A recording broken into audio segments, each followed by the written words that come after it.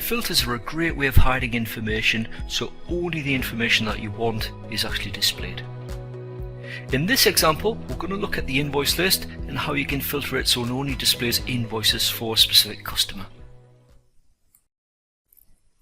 In this example, we're already in the Invoices and Credits window, and what we're going to do is only display the invoices or credits for this customer here, Fred Bryant.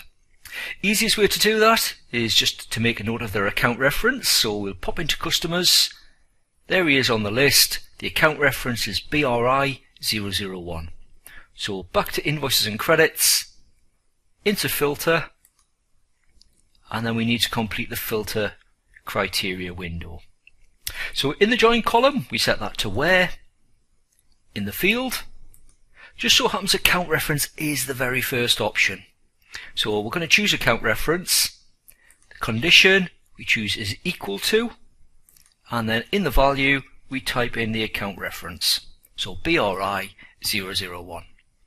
So we click Apply, click Close, and as you can see, we've filtered the list very easily there. So it only lists the invoices, credits and quotations in this case as well for Fred Bryant. So it's a nice easy way of filtering that list.